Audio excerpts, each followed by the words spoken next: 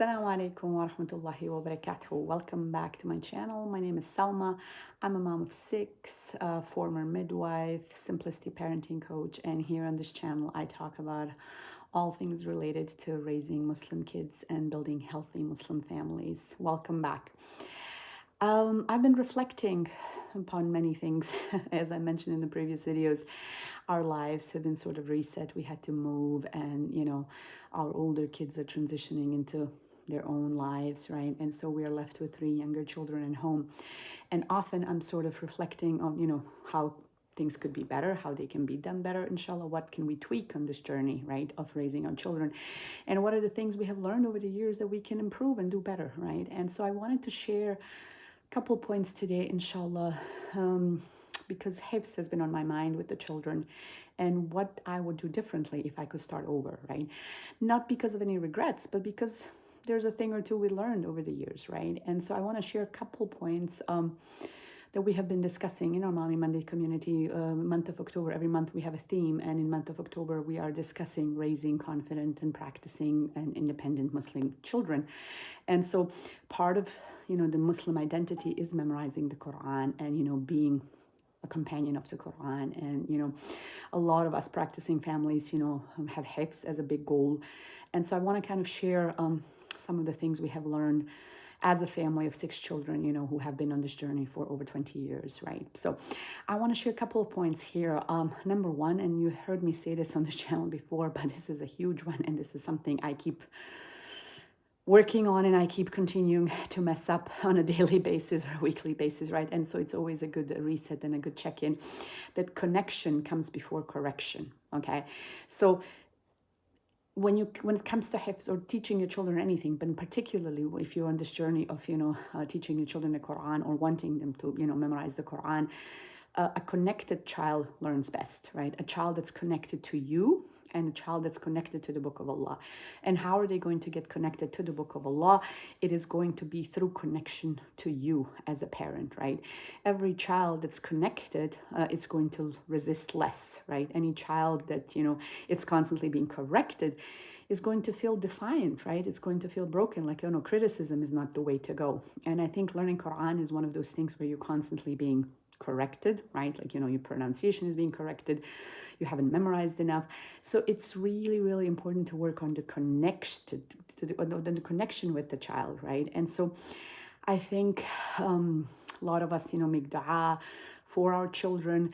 A lot of us, have these big goals, but I don't think our children quite understand what's behind it. So I think I'd work on the connection more, right? Like articulating better what's behind the goal of learning the Quran, right? And making sure the children understand, and the children are, not that they understand, but making sure we understand them, right? So that there is a connection with the child. So anytime you experience resistance, it's due to some disconnect, right? And I wouldn't put all the burden on the mom or the dad, right? Like, oh my God, the child is not cooperating, it's mom's or dad's fault. But I would really explore, do you feel like you've spent enough time with your child? Do you feel like, you understand what's going on in their lives? So connection before correction, that's a big one, right? And that one's hard to do because we're all busy, right? We have things to do, particularly in large families. It feels like we don't have the time to connect. We don't have time to hear each individual child. But I think that is really, really important. So before you schedule your muraja, your daily lesson and all these kind of things, try also to schedule time to connect with that particular child, right?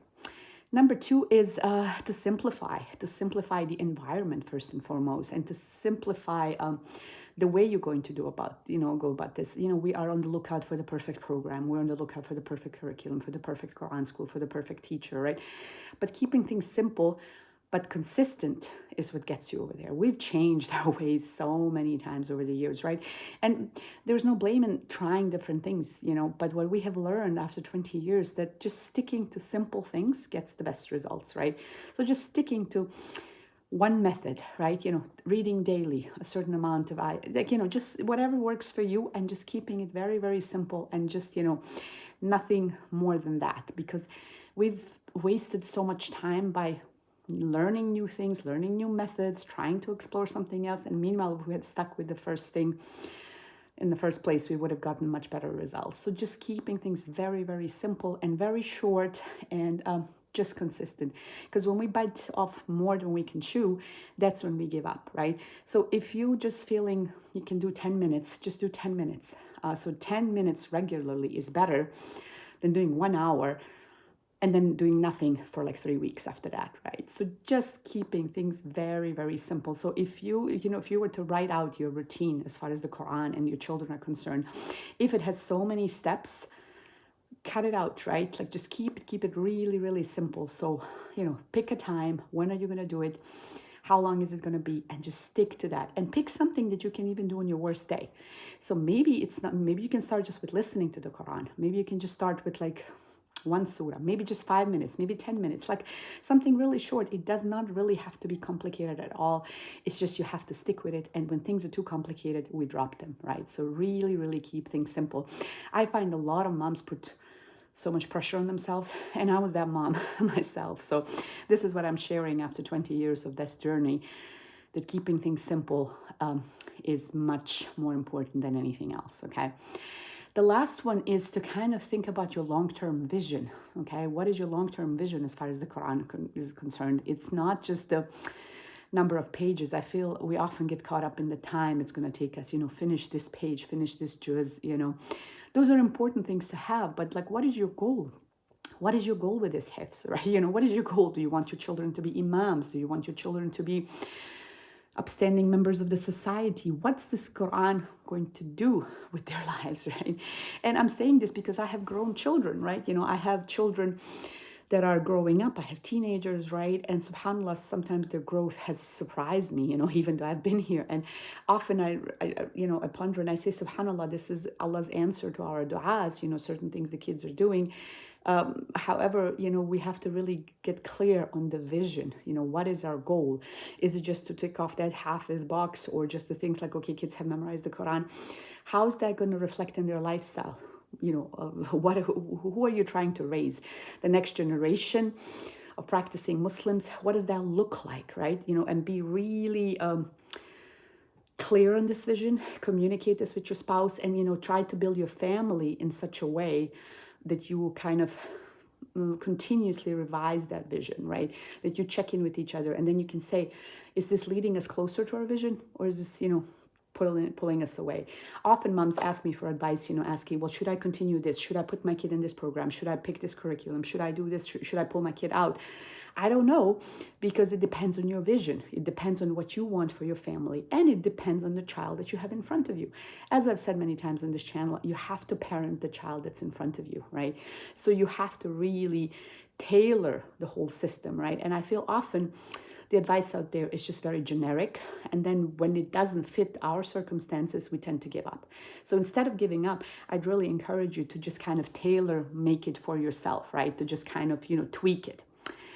The last point I would like to make is, when you're on this journey, is to model the journey yourself, right? And so I think in the practicing Muslim circles, there is a lot of emphasis on like raising your kids right, but we don't take a lot of accountability for how we are behaving, right? And so I think a big one is to sort of, I don't want to say reparent yourself, but like, continue to be on a growth journey for yourself, right? So figure out ways how you are going to be a student of the Quran, number one, but also how are you treating your children, right? What's the point of all this? So you would model the journey of improvement, right? Like, you want to be a family on a path of growth, and that doesn't mean just fixing your children and, putting the burden on your children, but also showing them in action how you are changing yourself, right? So how you are modeling the Quran, how you are apologizing for your mistakes, how you are taking accountability, how you are showing up for class, how you are being corrected in your recitation, how you don't give up, right? So be the model yourself, right? And so they will understand, your behavior during tough times, right? That's what's going to, show them how to be from the Ahlul Quran. So I think making space for yourself in this journey of teaching your kids the Quran. And what I hear from most moms is that they are just really tired and overwhelmed, right? And they feel like, okay, the kids' hifdh is just one more thing on their to-do list, right? And so I think it's really, really important to make time for yourself so you can be a better version of yourself. So you as a mom don't show up frustrated. So you as a mom don't show up short-tempered, right? So you as a mom don't take your trauma and your wounds into this journey with the Quran and your children, right? Now, this is incredibly difficult, right? But this is something we have learned, over the years, that it's not as simple just, as alif, ba, ta, but rather that it's a complicated relationship because our children are involved, our relationship with the children, and of course with the Book of Allah. And so, as always, we first make dua, but everything else also has to be part of the process. So kind of like, we trust Allah, but we have to tie our camel. And tying our camel involves all these steps, right? So making space for you to be the model, for you to have a vision, for you to simplify, and for you to connect with your children, right? And this is incredibly hard. A lot of mothers have good intention, but on a daily basis, it's really, really hard. And then we feel it's not for us, and then we give up, right? So I just wanted to share that this is something we have learned, and we are still in this process. We have still younger children that are at home. We talk about all this in our private Mommy Monday community, which means every Monday we have live Zoom sessions where mothers from all over the world gather and we share our experiences. We cover a certain topic each month. We talk about different topics each month. In the month of October, for example, we're talking about raising confident Muslim practicing children. We also talk about self-care. We talk about boundaries. We talk about siblings rivalry. We talk about marital, topics.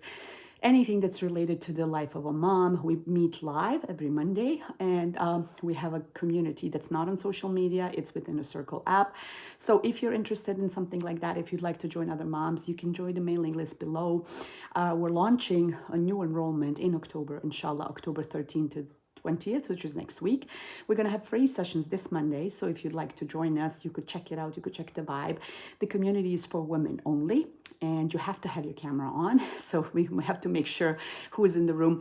It's kind of as if you were in my living room, right? Like we're trying to duplicate that kind of vibe. We're sisters, we are all over the world, but we're building a community, and we've run this community in this format since January. We've built a beautiful gathering already of sisters who have been with us for a couple months now, and we open enrollment every quarter, so that way sisters have time to get to know each other. And so if this is something you're interested in, click on the link below. You can join the mailing list, and all the details for the free Zoom sessions will be posted on the mailing list, and then the link to register will be also posted in the mailing list, inshallah. The enrollment will close on October 20th, inshallah. This is the last time for this year, and then the next enrollment will be in January 2026, inshallah. So I would love to see you there in a women private community, where we can share more things, obviously in more details rather than on YouTube. But either way, I'll be showing up, inshallah, here to share more tips about raising children and building healthy Muslim families. Thank you for watching, and I'll see you in the next video, inshallah. Assalamu alaikum wa rahmatullahi wa barakatuh.